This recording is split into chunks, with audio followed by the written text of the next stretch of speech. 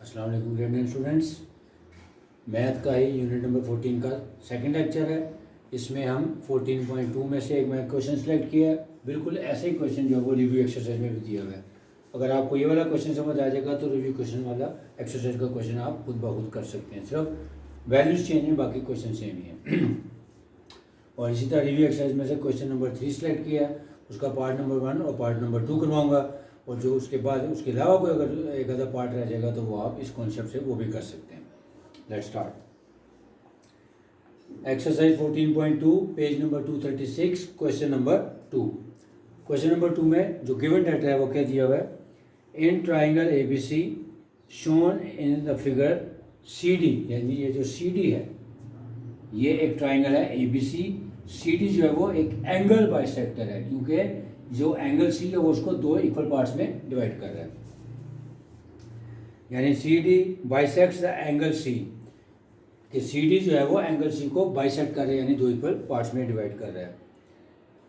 If measurement AC is equal to 3 centimetre या 3 and BC is equal to 6, यानी AC की value जो है वो 3 है और BC की वैल्यू जो है वो 6 है। यानी जो गिवन है क्वेश्चन की स्टेटमेंट में वो बता रहा है कि जी ट्राइंगल ABC है, जबकि C जो है वो एंगल बाइसेक्टर है किसका, यानी एंगल C को दो इक्वल पार्ट्स में डिवाइड कर रहा है, जबकि AC की वैल्यू जो है 3 और BC की वैल्यू जो है वो 6 है। अब फाइंड क्या करना है, find the length of AD and BT where as AB is given as 7।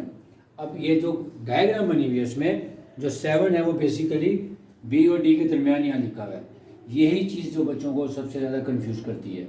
Basically question में लिखा हुआ है कि AB की जो लेंथ है वो है 7, ये 7 सेंटीमीटर है, जबकि लिखी वो यहाँ पे गई है, जिससे बहुत सारी कन्फ्यूजन होती है। लिहाजा जब भी आपने इस तरह का क्वेश्चन करना है तो आपने AB की जो वैल्यू है उसको देखें, ये मैंने एक लाइन बना के दिखाया है कि A से लेके B तक की जो वैल्यू वो 7 है।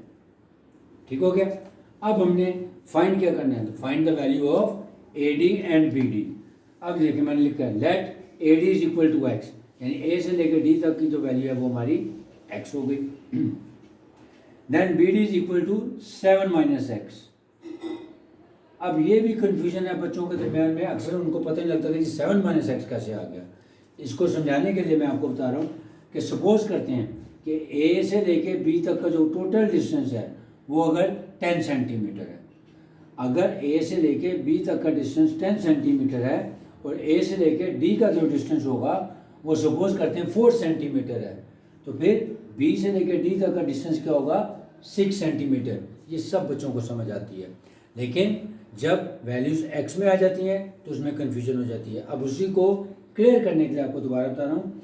सपोज इफ A से लेके B तक का जो डिस्टेंस है वो 10 सेंटीमीटर है, A से लेके D तक का जो है वो 4 सेंटीमीटर है, तो इसका मतलब है B से लेके D तक का डिस्टेंस हो जाएगा, यानी 10 minus 4 that is equal to 6 centimetre. Similarly अब A से लेके B तक का डिस्टेंस जो है वो है 7 सेंटीमीटर और A से लेके D तक का जो डिस्टेंस है वो है X सेंटीमीटर, तो B से लेके D तक का हो जाएगा 7 माइनस X, यानी जो हमारी टोटल लेंथ होती है उसमें से जो पोर्शन होता है उसको माइनस करते हैं तो ये वाली वैल्यू आ जाती है।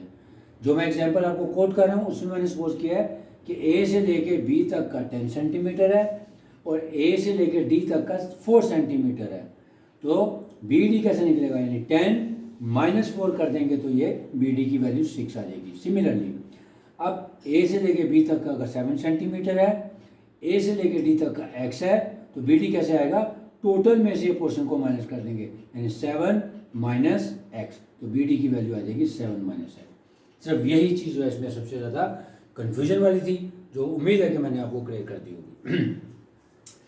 अब let AD is equal to X then BD is equal to 7 minus X हो गया। अब हमने रेशो में कैसे लेनी है, रेशो लेने का वही तरीका है कि जैसे कोई सी भी दो कॉरस्पॉन्डिंग साइड्स ले लें। मसलन एक ये ट्राइंगल है, कौन सी ADC और दूसरी आ गई BC और D। अब इसके अंदर मैंने जो रेशो ली है वो मैंने ली है AC और BC की रेशो ली है और इधर से फिर AD और BD की रेशो ले ली, यानी ये देखें नाउ AC ओवर BC, यानी इसकी और इसकी रेशो ले ली, तो बाकी क्या बच गया हमारे पास AD और BD। ये इसलिए लिया है क्योंकि हमने AD और BD दोनों की वैल्यूज फाइंड करनी है। हम इसको ऐसे भी दे सकते थे, AC और AD की रेशो ले लेते, फिर इधर से BC और BD की रेशो भी दे सकते थे, ठीक है। यानी आपको जो बता दिया कि कॉरस्पॉन्डिंग साइड्स, कोई सी भी दो कॉरस्पॉन्डिंग साइड्स की रेशो ले सकते हैं। तो मैंने ली है AC और BC की, और इधर से ली है AD और BD की। तो AC और BC is equal to AD और BD। अब वैल्यूज प्लेस करते थे। AD है 3, BC है हमारा 6, और AD की वैल्यू है x और BD की वैल्यू आ गई 7 माइनस एक्स। यहाँ से क्रॉस प्रोडक्ट की, 3 से इन दोनों को मल्टीप्लाई किया तो 3 7 21 minus 3x is equal to 6 times x mean 6x।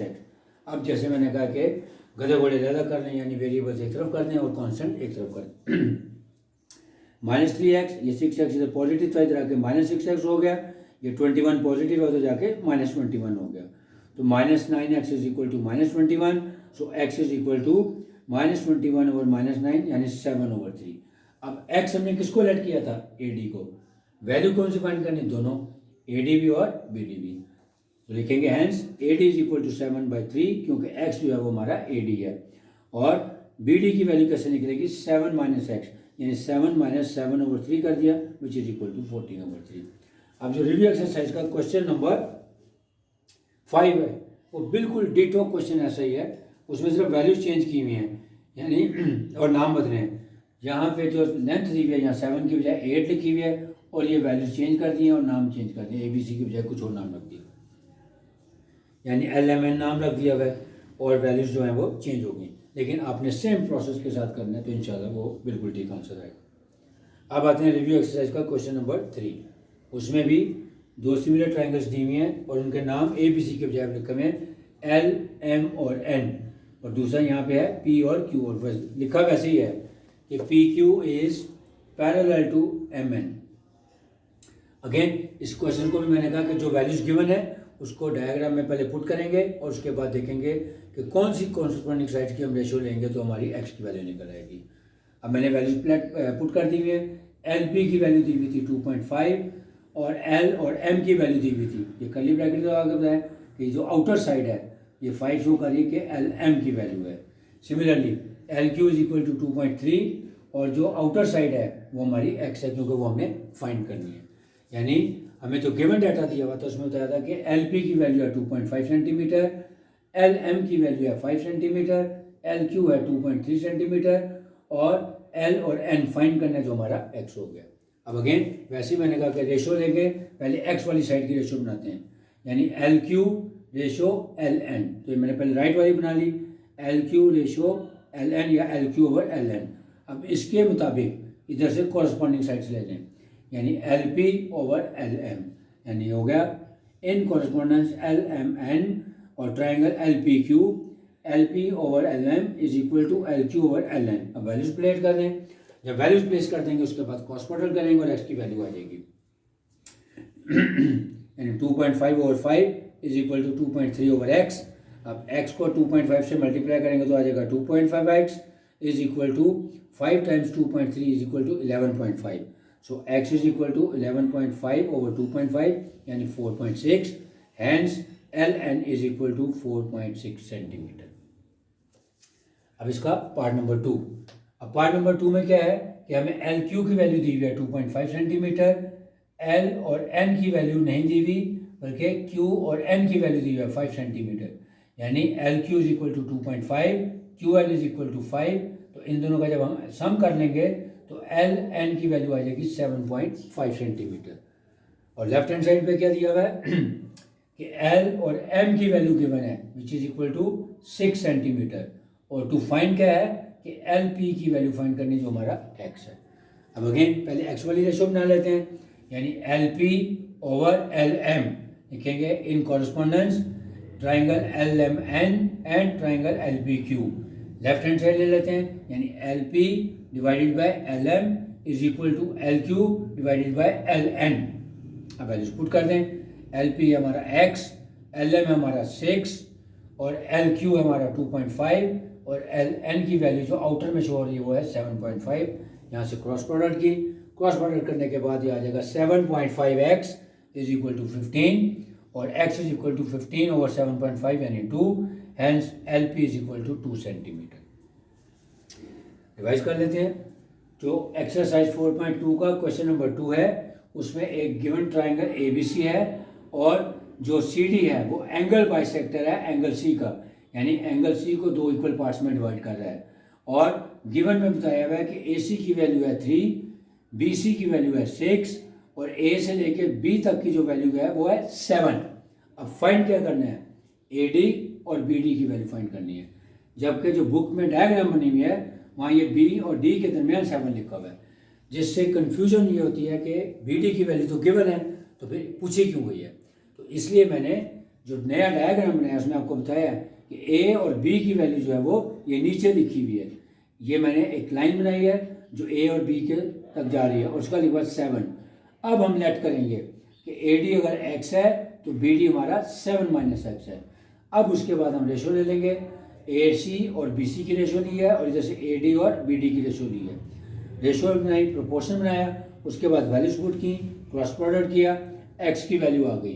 तो x हमारा AD था, तो BD निकालने के लिए क्या करेंगे, 7 में से जो x की वैल्यू 7/3 है इसको माइनस कर देंगे तो BD की वैल्यू आ जाएगी।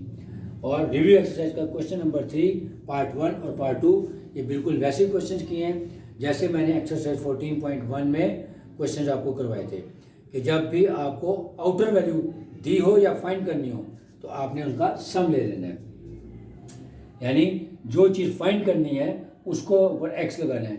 जो पार्ट 1 था उसमें LP गिवन था, LQ गिवन था और LM गिवन था और LN फाइंड करना था, तो वो हमारा x हो जाएगा। फिर उसी एतबार से कॉरस्पॉन्डिंग रेशो बनाई, क्रॉस प्रोडक्ट लिया और x की वैल्यू आ गई, यानी LN = 4.6 सेंटीमीटर। पार्ट नंबर 2 में हमें LQ की वैल्यू दी हुई है और QN की भी वैल्यू दी हुई है। इधर से लेफ्ट हैंड साइड पे LP फाइंड करना था, लिहाजा x आ गया और LM की वैल्यू दी है 6 आ गई। अब क्योंकि लेफ्ट हैंड साइड पे हमने रेशो लेनी है LP और LM की, लिहाजा यहाँ से हमें LQ की वैल्यू दी हुई थी, LN फाइंड करना था, तो इन दोनों का सम लिया वो हमारा LN हो जाएगा। फिर उसके बाद दोनों ट्राइंगल की कॉरेस्पॉन्डेंस लें और फिर LP over LM = LQ over LN करके उनकी वैल्यूज पूछ की हैं। उसके बाद उसका क्रॉस प्रोडक्ट लिया और फिर x की वैल्यू निकल आई, वो आई 2 सेंटीमीटर, यानी LP = 2 सेंटीमीटर। अब उम्मीद है कि आपको ये कॉन्सेप्ट क्लियर हो गया होगा कि आपने डायग्राम्स को किस तरह से समझना है। डायग्राम में वैल्यूज प्लेस करने के बाद क्वेश्चन को सॉल्व करना कंपैरेटिवली आसान है, बल्कि बहुत आसान है। अगर आप डायग्राम में वैल्यूज पुट किए बगैर करेंगे तो फिर आपको बहुत सारी मुश्किलात का भी सामना करना पड़ सकता है और ये नहीं समझ आता कि कौन सी रेशो लेनी है और कौन सी रेशो नहीं लेनी। अब जो इसके अलावा बुक के अंदर या इस चैप्टर के अंदर कुछ और क्वेश्चन हैं, उम्मीद है कि जब वो आप करेंगे तो आपके साथ कोई मसला नहीं होगा और इंशाल्लाह वो आप आसानी से खुद ब खुद कर लेंगे। Hope you will understand.